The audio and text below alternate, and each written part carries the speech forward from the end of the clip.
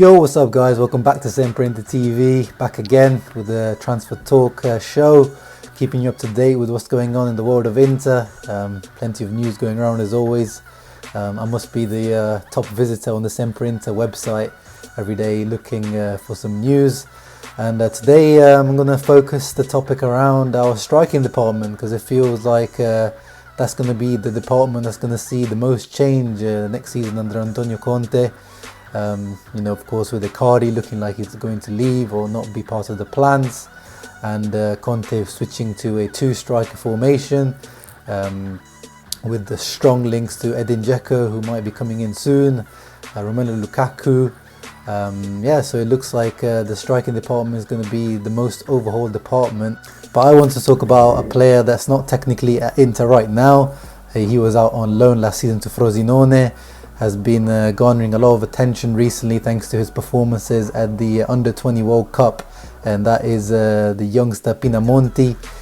As I mentioned, in the Under-20 World Cup, Andrea Pinamonti scored 4 goals, pretty much carrying the young Italy team on his back. And then for Frosinone, he scored 5 goals last season in a very poor Frosinone team that got relegated.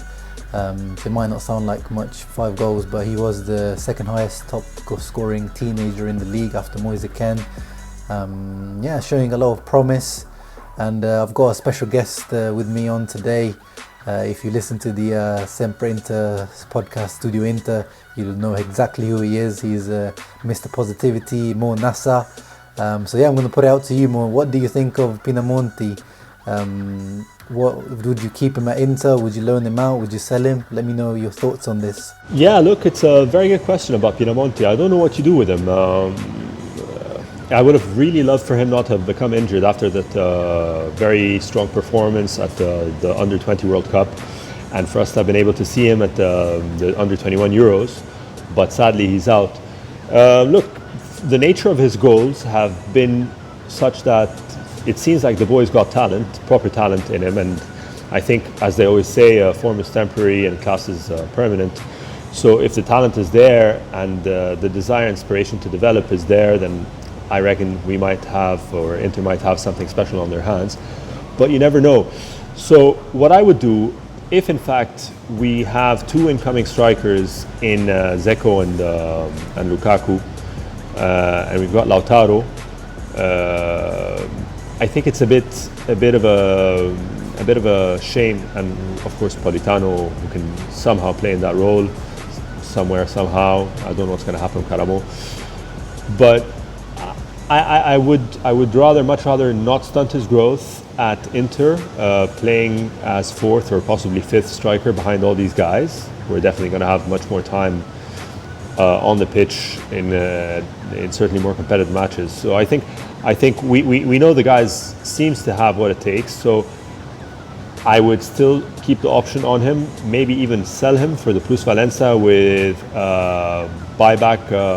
mandatory buyback clause, to see how he develops.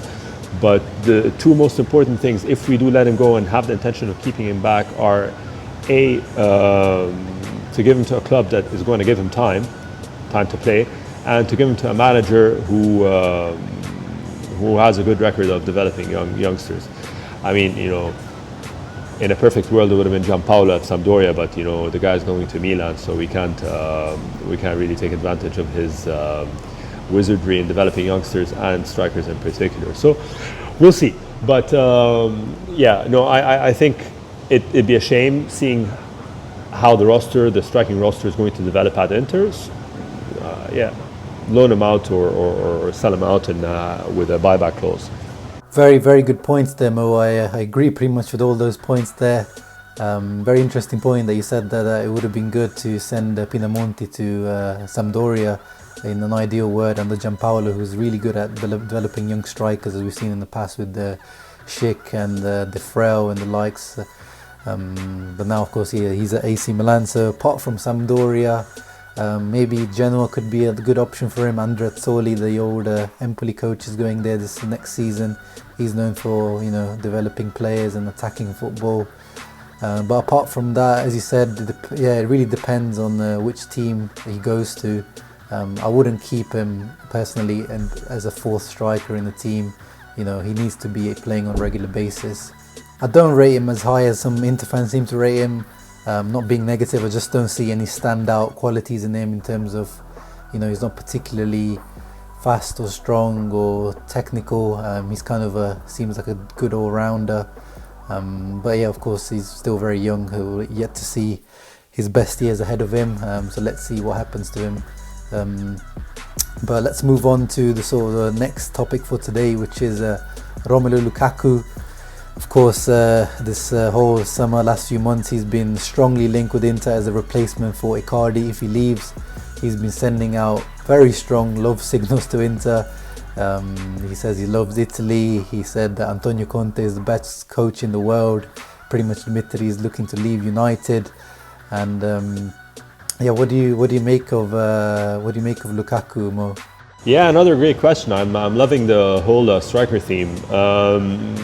Look, this is me as possibly one of the biggest Icardi fanboys and one of the biggest voices that has always said that Lukaku to me was overrated. Seeing the situation as it is today, I think for sure I would take the switch in a heartbeat without thinking twice. The switch of Icardi for Lukaku. I think, as I believe is the case with United and Pogba and other players in their dressing room, it's very important to get certain characters out of the dressing room if you're going to be rebuilding a project, building on a project that is already in full swing. So I would definitely jump on the opportunity to get Icardi out. And this is nothing against the guy's talents, his clear goal scoring ability and talents. I think that he still has possibly the opportunity to become one of the world's top 5, top 3, top X strikers. But I think his time at Inter is up, no doubt. So I'd get him out. And if it means that we get Lukaku, I think Lukaku is, while he's definitely never going to materialize into a top 5 or a top 3 striker, he's definitely right up there. He's a guy that can easily give you in the range of 20 goals a season. His less than desirable acceleration is definitely less of a handicap in the Serie A than it is in the Premier League, and of course his imposing physique should make for a huge advantage in the more tactical, physical defending that he's subjected to in the league, where he doesn't need to rely on explosiveness but can bully his way amongst defenders a bit. So I would have high expectations for Lukaku. His finishing is, it's his first touch that always seems to be letting him down. It's not his final touch. His finishing seems to be good. His link-up play is not too bad. Definitely much more impressive than that of Icardi. So, all in all, the Nassar verdict on that transaction is definitely a go. I would go for the switch, no doubt. Absolutely spot on there again, Mo. I completely agree. He doesn't have that sort of potential that makes him a kind of top 5 striker at any point, I think. But he guarantees goals. Like, even, if you look at his record against for Belgium in the national team, the highest scoring goal scorer. Even at Man United, his goal scoring is not too bad in terms of his record. Of course, a lot of people will say he's a stat padder, meaning that he scores a lot of his goals against smaller teams, which is very true. His record against the top 6 in the Premier League is atrocious. His touch, as you said, is absolutely atrocious. The man plays like he's wearing Timberland boots and Levi jeans on. It's not very easy on the eye the way he plays, especially recently with the weight he's gained. But saying all that, I'm up for that kind of swap. In terms of having Lukaku instead of Icardi. I think he would do bits in the Serie A, as you said. Physically, I don't think defenders will be able to handle him. He does have a good turn of pace on him. Acceleration not the greatest, but he's a beast of a player. If he drops a little bit of weight, goes back to his physique that was at Everton, I think he would be a great signing, but not for the 70-80 million that apparently United want for him. And apart from that, we also have Edin Dzeko, as I said, coming in, who I think would be a great signing as a kind of backup player to have to bring on in games or to play against lesser teams. And then Politano is the reports are saying that Antonio Conte sees him more as a second striker. So in the two up top, he would be the sort of roaming striker, which is a role he's played before at Sassuolo, where he played as a kind of false nine in the past, and he was pretty good. He scored a few goals for Sassuolo before he came to Inter in that role. Of course, at Sassuolo, it was completely different in terms of he was able to run in behind defences, because defences would be much higher against Sassuolo. So he had a lot of space to run into. He wouldn't have that at Inter. A lot of the teams that come to San Siro or we play against play very deep. They let Inter come onto them, so there's not much space to run into for Politano to use his space in. But I'm willing to see him in that position, in pre-season. I'm looking forward to seeing what Antonio Conte does with Politano. And of course, the one guarantee we have is Lautaro Martinez, playing currently with Argentina in the Copa America. Didn't even play last night in the 2-0 loss to Colombia. Very, very puzzled why he didn't even get to come on in the second half. But yeah, he'll definitely be a big part of Inter's season next year.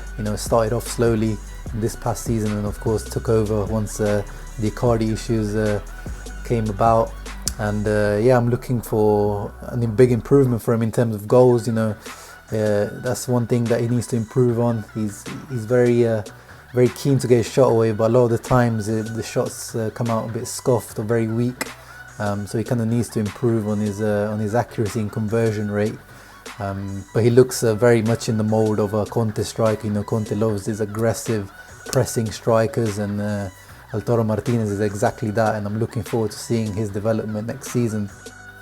Apart from that, what do you think, guys? What do you think should be the striking partnership next year? What strikers should Marotta and Ozilio be targeting?